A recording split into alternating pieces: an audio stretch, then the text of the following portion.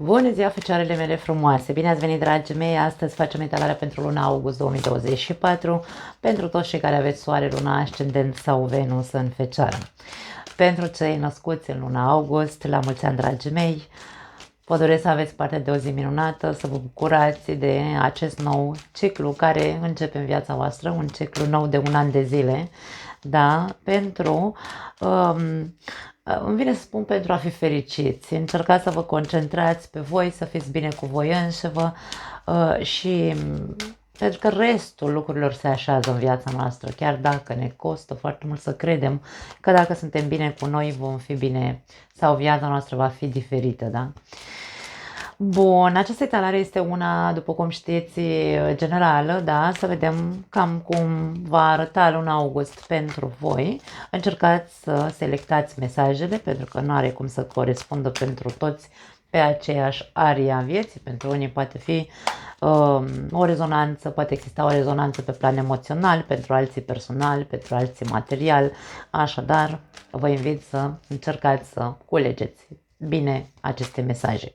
Vom începe cu oracolul, bineînțeles. 3 mesaje de la cărțile oracol, să vedem ce mesaje importante există pentru voi din partea mea, da?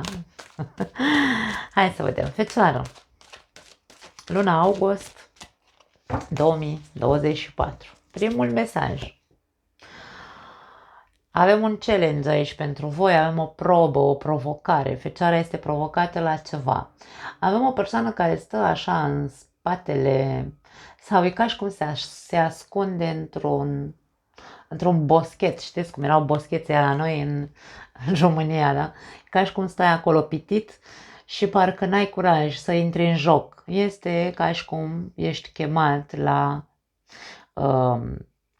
provocare să ieși de acolo din ascunzișul tău. Nu mai sta pitit acolo. Foarte interesant mesajul care îmi transmite cartea asta în momentul ăsta. Hai să vedem următorul mesaj. Limite. Dacă țin cont de ce am zis mai devreme cu această provocare, da, cu această probă să ieși de unde ești pitit, aici vorbim despre a nu te limita. E ca și cum îndrăznește să ieși de acolo, să te arăți. Pentru că stai așa și te uiți cumva din umbră în viața ta. Nu face. Ieși, arată-te. Nu te limita singur. Hai să vedem. Poate limitele astea nu sunt ale tale, poate sunt alte persoane care te limitează într-un fel sau altul, vom vedea. Și aici avem ego, mare atenție cu ego. Am mai văzut cartea asta, nu mai știu dacă nu cumva la Taur, nu știu dacă aveți de-a face cu un Taur. Cred că la Taur am văzut. Nu sunt sigură, dar ar putea să fie. Ok, la capătul cărților avem a simți.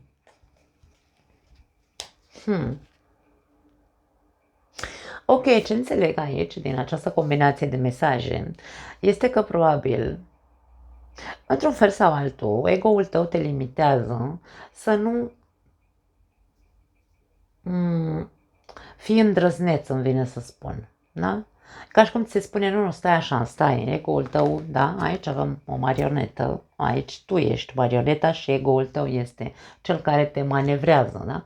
Și îți spune, nu, că tu nu poți. Tu nu poți să te riști, da? Să intri aici într-o provocare sau într-o nebunie, să zicem așa, da?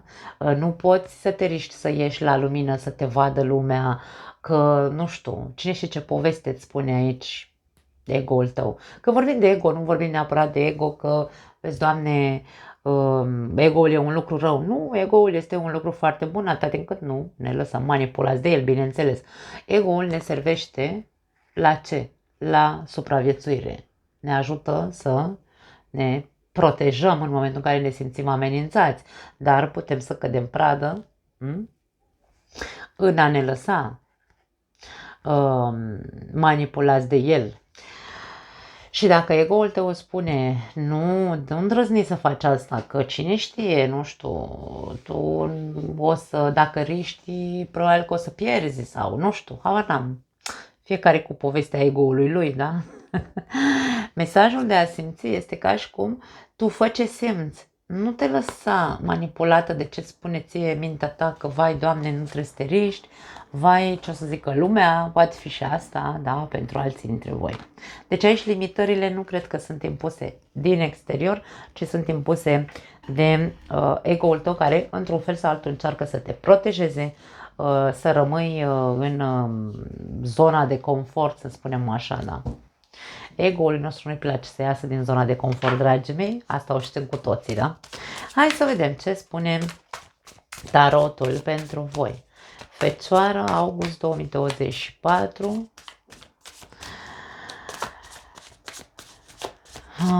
Ok.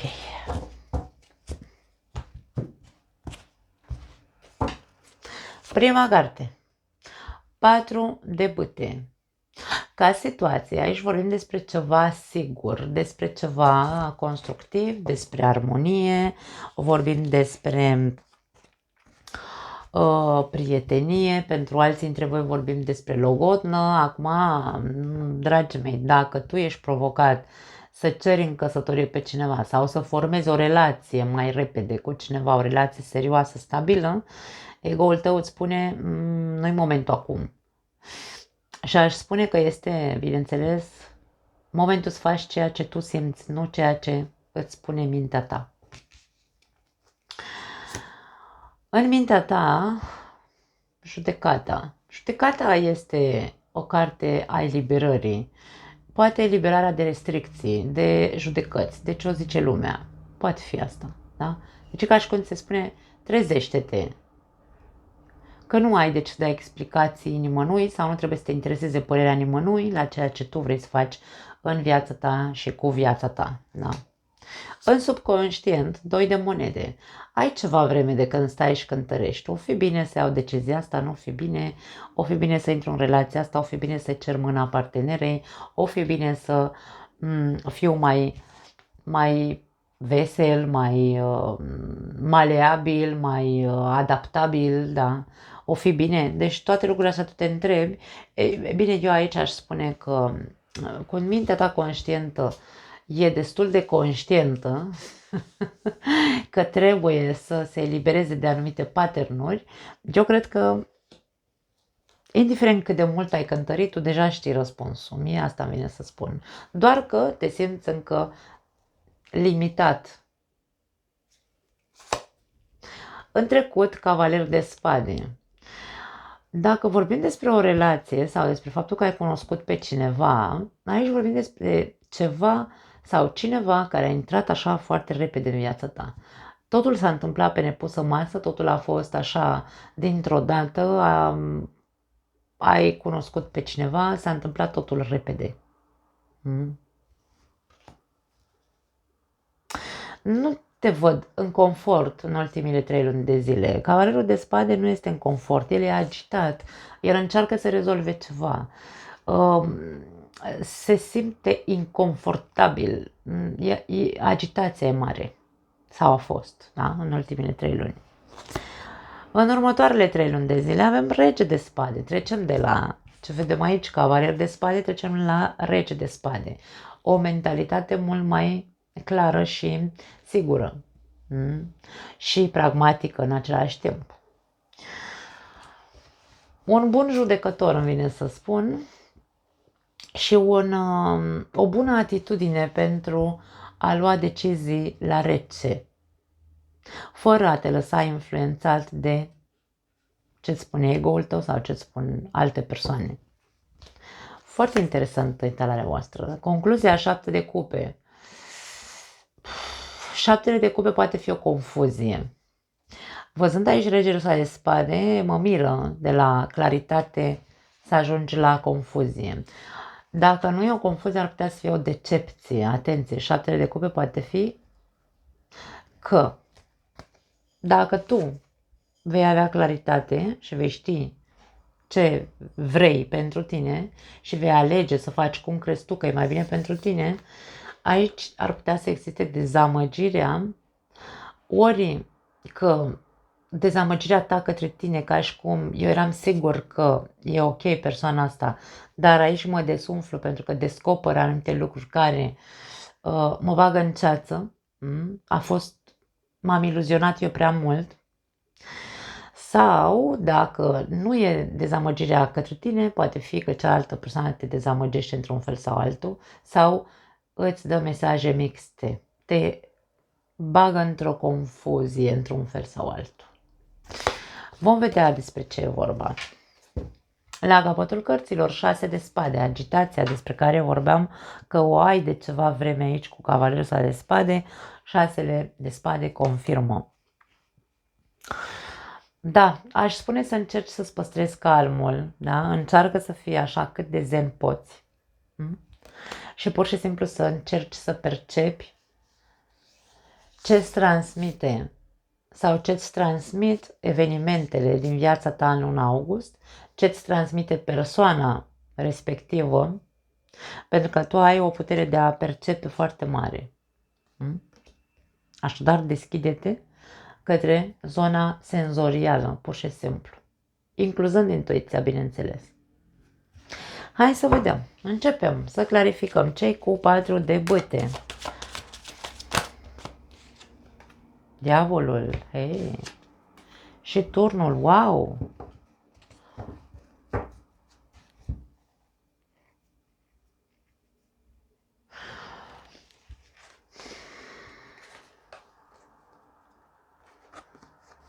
Ok. Aici vorbim de o probă. Pentru unii dintre voi sunteți puși la probă în această lună. Cred că ce vor să ne spună de fapt... Wow! Ce vor să ne spună mesajele principale, această probă, să te arăți, să ieși din acel loc în care ești pitit, da? Și să nu te lași limitat de ego-ul tău, vrea să ne spună de fapt că tu vei avea parte de o probă în această lună. Proba unui, vine să spun, un cutremur în zona ta sigură. Pentru unii dintre voi poate fi zona sigură, nu știu, relația pe care o aveți, știu și eu, locul de muncă nu are importanță, da? Ceva se întâmplă și zguduie zona voastră de siguranță.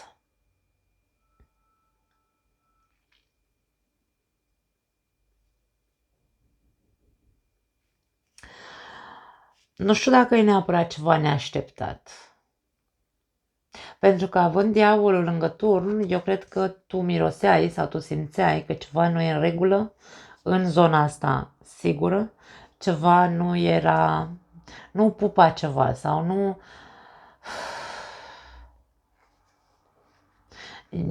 Poate era cusut cu ață albă, nu știu.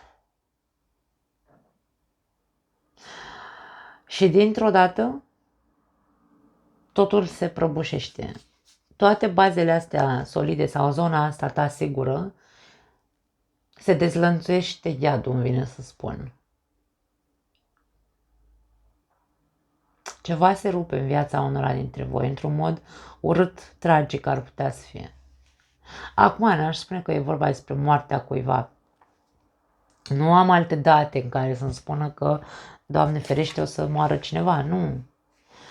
Aici e vorba despre ceva de mult anunțat, adică ceva era toxic de mult, ceva nu era ok, se simțea, se percepea, da? Se percepea, dar poate că tu te-ai făcut că nu vezi, te-ai ascuns aici în boschetul ăsta. Și acum vine, bum, da? Și gata.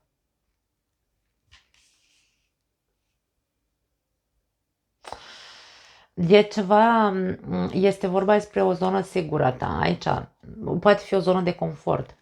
Mi-a atras atenția foarte tare 4 stâlpi, ăștia 4 stâlpi, bâtele astea de aici și mi-a atras atenția cei 4 stâlpi de la turn.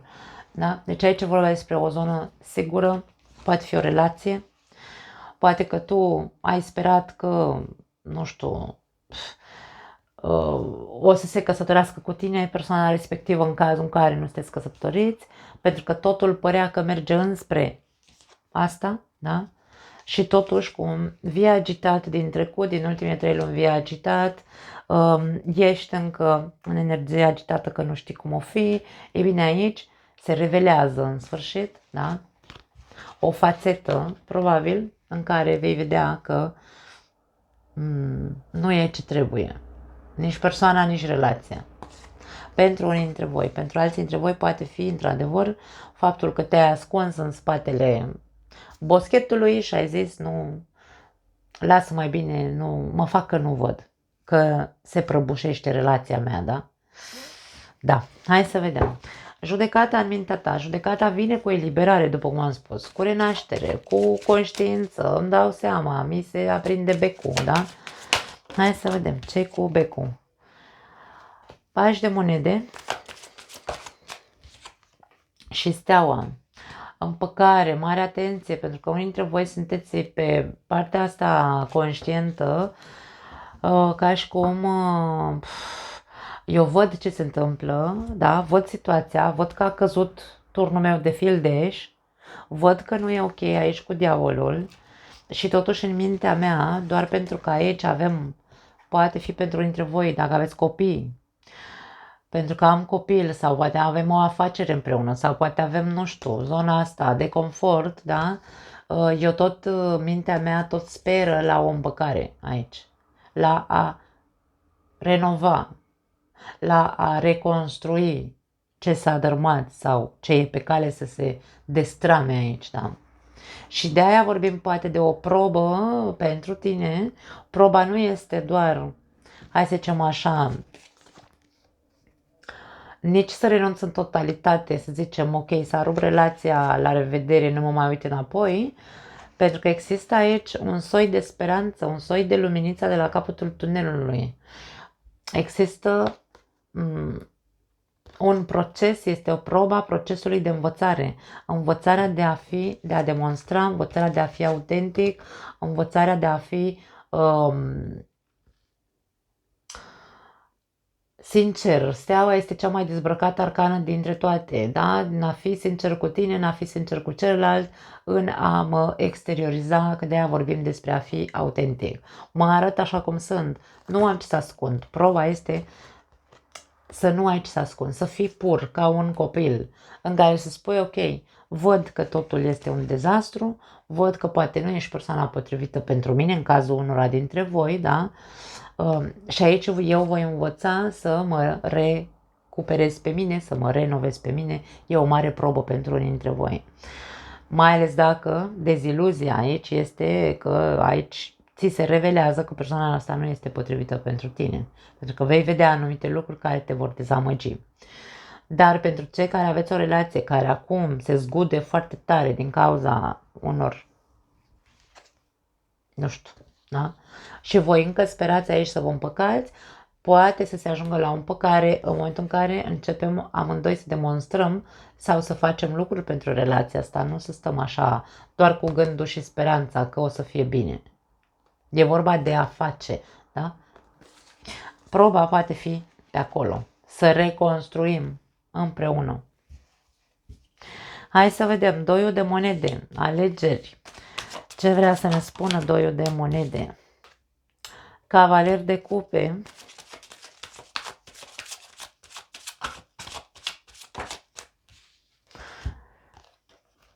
As de cupe și justiția.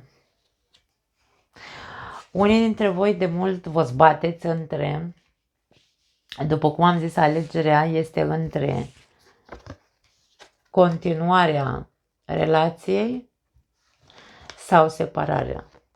Eu cred că știți, mirosiți de mult lucrul ăsta. Deci aici nu e, degeaba turnul vine ca o surpriză, pentru că a fost instalat aici. Confuzia a fost instalată de mult, da? Tu știai că ceva nu e ok, ceva nu mergea cum trebuie și aici de mult ești în dubii și de mult stai și cântărești, oare ce să fac, o fi mai bine să mă despart sau o fi mai bine să mai încercăm o dată. Încă sunteți în dubii, aici încă nu s-a clarificat nimic. faptul că este o perioadă de probe pentru voi, da, de provocări, în care să ziceți, ok, nu, așa nu se mai poate, trebuie să facem ceva, posibil este vorba despre asta pentru mulți dintre voi. O lună în care va trebui să cântăriți și să vedeți dacă cea mai bună soluție este să mai continuați, să mai încercați odată, să vă împăcați din nou, da? Dar condiția este, după cum am zis, să începeți să faceți o muncă demonstrativă fiecare dintre voi. Nu vorbim aici de asta așa cu gândul lasă că o să fie bine, lasă că se rezolvă lucrurile de la sine. Astea sunt vise, dragii mei. Voi sunteți o persoană realistă, în general ficioarele sunt foarte realiste și pragmatice. Sau să alegeți să vă despărțiți. Foarte interesant. Hai să vedem. Eu insist să spun, tu fă ce simți, ce-ți zice ție toată pielea de pe tine, da? Hai să vedem care a fost agitația asta cu cavalerul de spade. 9 de bâte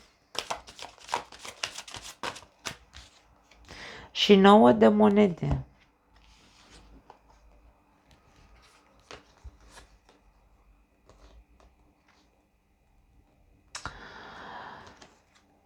Pentru unii dintre voi, eu cred că voi ați fost cel mai mare obstacol din viața voastră. Acum nu știu dacă e vorba despre mândrie, ai fost prea mândru, prea orgolios, n-ai trecut la acțiune, n-ai făcut nici tu nicio mișcare și probabil de aia ai fost agitat. Adică era ca și cum tu știai că ai ceva de făcut, știai că trebuie să rezolvi niște lucruri, dar n-ai îndrăznit într-un fel sau altul să treci la acțiune. De ce? Poate fi din mândrie.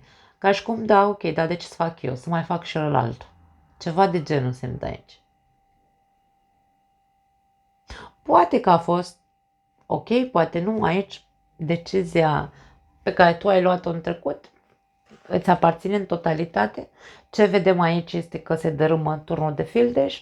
Ar putea să fie din cauza că tu nu ai trecut la acțiune și abia acum să conștientizezi și să te trezești și să zici, wow, trebuie să fac ceva, mă pun aici, da? Văd, lumința de la capătul tunelului este că eu știu că trebuie să fac ceva.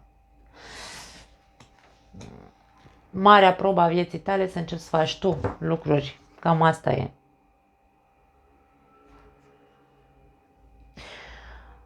Faptul că stai și cântărești dacă merită să mai faci ceva pentru relația asta sau să te separi, este pur și simplu pentru că probabil nu știi ce vrei. Și atenție să nu fie tot din cauza mândriei sau din cauza ego-ului, da? Dacă tu în momentul de față te simți nesigur, nu știi dacă să mai continui cu relația asta sau nu știi dacă te iubește sau nu partenerul ăsta pe care l-ai, pentru că justiția, dragii mei, legată la ochi, e oarbă. Dacă tu nu ești sigur pe tine, încearcă tu să fii bine întâi din punct de vedere emoțional, încearcă să nu faci nimic obligat sau superficial, pentru că dualitatea ne poate duce în două extreme diferite, ci pur și simplu încearcă să simți. Simte situația, simte persoana, simte ce vrea inima ta de fapt. Ok? Despre asta e vorba aici. Nu te lăsa manevrat de ce spune doar mintea, pentru că aici mintea e pragmatică la tine. Hai să vedem ce e cu ea. În următoarele 3 luni avem regele de spade. Regele de spade este judecătorul suprem din punctul meu de vedere. Moartea. Ceva trebuie schimbat aici. Și rege de monede.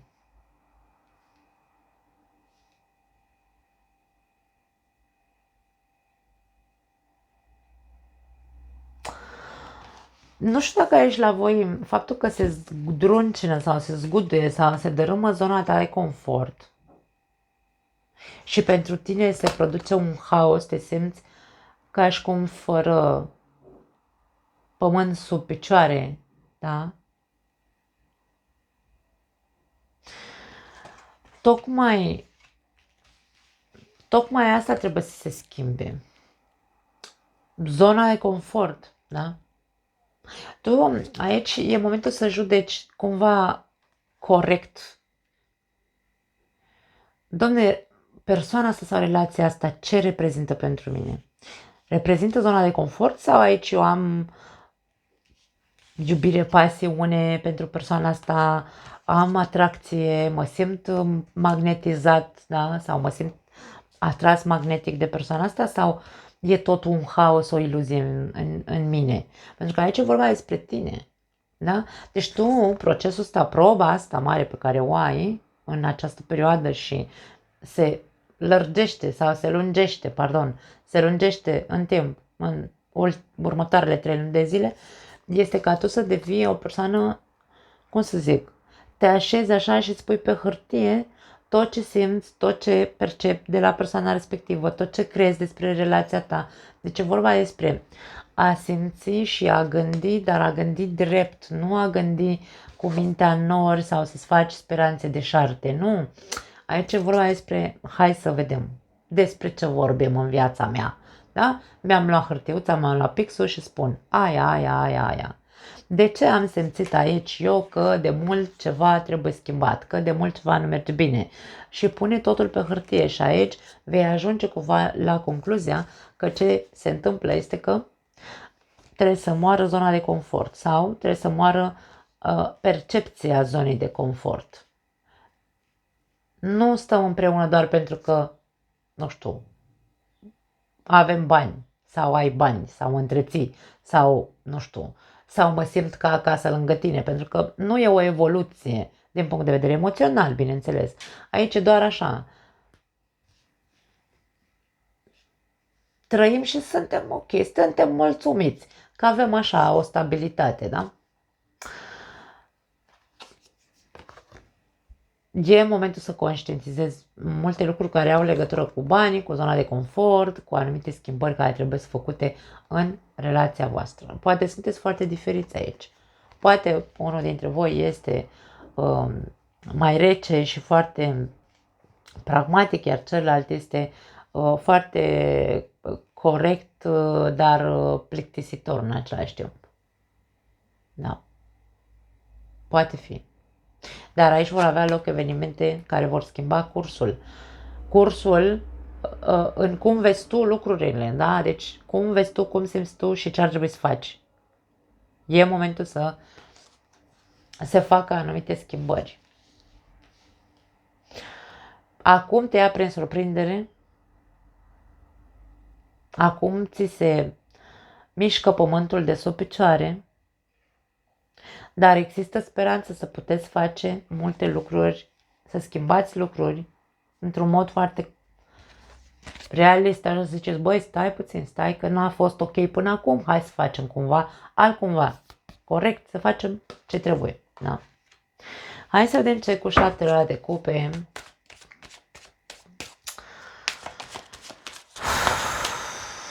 Temperanța, interesant. Și forța, wow, da. Deci, dacă aici lucrurile se fac cumva așa foarte ca la carte, pragmatic, vedem povestea, vedem ce s-a întâmplat, vedem că am fost în pragul dezastrului aici, da? Trebuia să se întâmple dezastru ca să ne trezim din somn, da? Proba e să ne trezim și să facem într-un mod concret schimbări palpabile în viața noastră. Ca să ce? Ca să nu mai cădem în iluzii, vise deșarte, dezamăgire, ceață, confuzie și așa mai departe. Pentru că aceste două arcane care au vrut să iasă aici să ne întărească ideea de stabilitate, de putere, putere personală și putere împreună. Această relație, eu cred că acești doi parteneri fac, hai să zicem așa, o echipă foarte bună, doar că nu sunt atenți să intervină în momentul în care ei intuiesc că ceva se întâmplă și nu face niciunul, pentru că, da, de ce să fac eu, las să facă altul, da? Și când nu intervii la timp, este când se întâmplă dezastru și sfârge pământul de sub picioare. Și aici este trezirea. Ne trezim și vedem și facem. Suntem o echipă bună, aici totul are rolul de a echilibra și de a solidifica, îmi vine să spun, această relație, ca să nu se mai cadă din nou și din nou în aceeași capcană a minții noastre în care zicem că las că totul e bine, las că o să se rezolve, las că trecem și peste asta. Nu, trebuie fermitate, trebuie compromis și trebuie participare. Ambii parteneri aici trebuie să participe în a